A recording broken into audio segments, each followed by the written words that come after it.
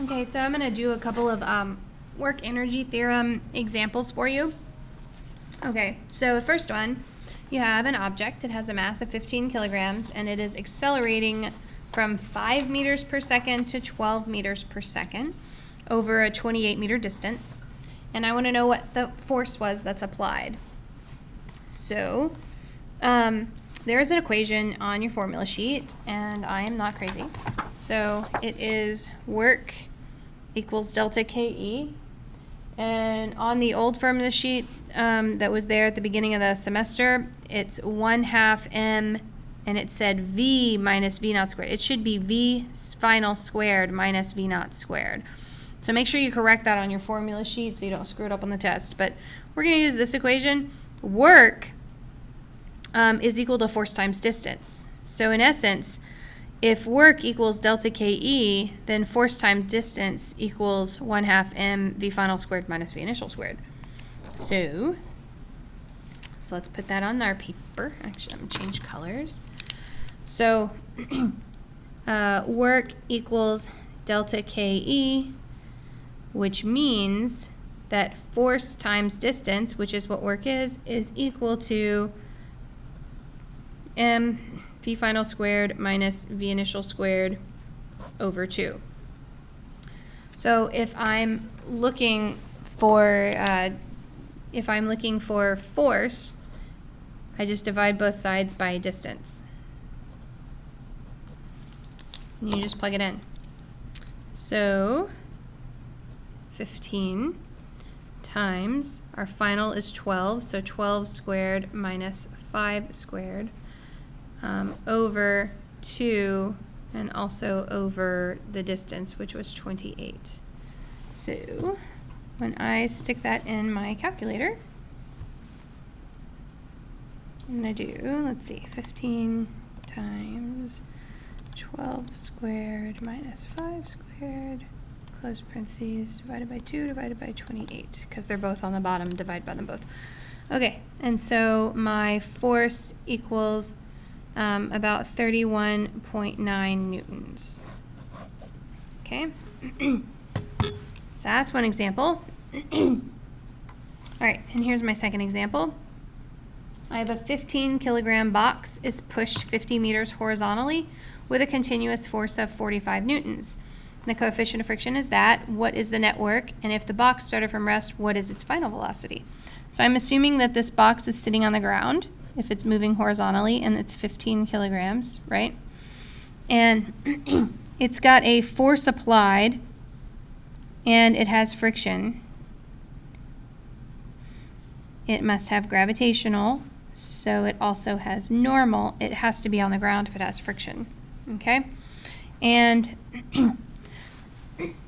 sorry, I'm dying. I'll try to die quieter.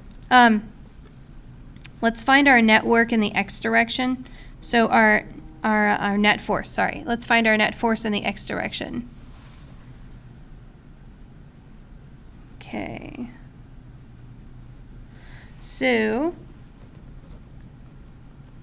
that's going to be our force applied, and since this is friction is going the opposite direction, I'm going to say minus the force of friction, because friction is always negative, okay?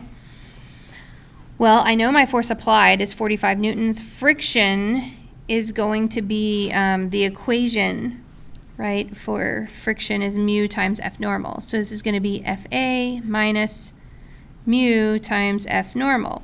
In this case, it's F normal is equal and opposite to FG. So that means FA minus mu times mg. And that will give me my net force. So that would be, so my net force in the x direction is 45 minus, the mu is 0.2, the mass is 15, the gravity is 9.81.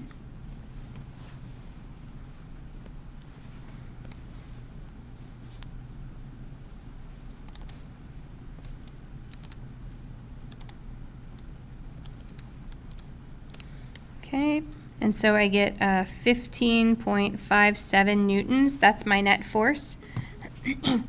So my net work is going to be my net force in the x direction times distance. So that's positive 15.57 times 50 meters. There it is. Okay, sorry, I was looking for it. All right, so I'll plug that in.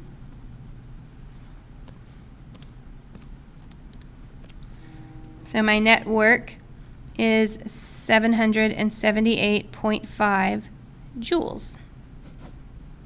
Okay, so that's part A.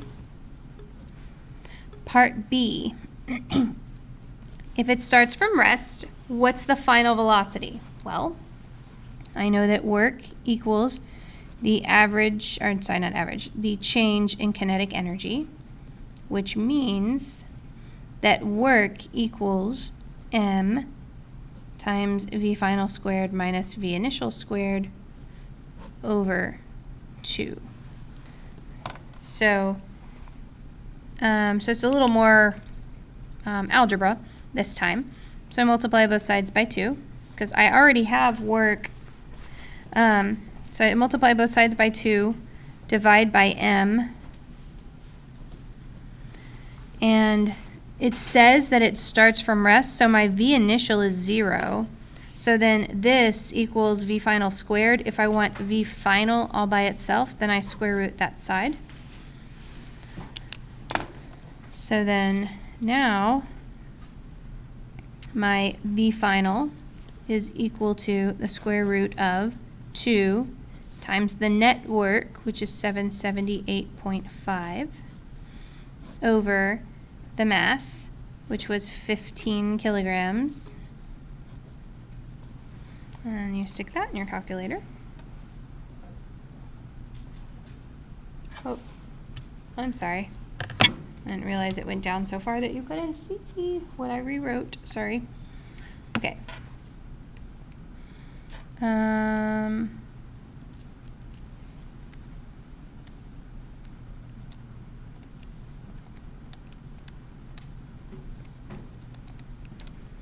Okay, so I get about 10.2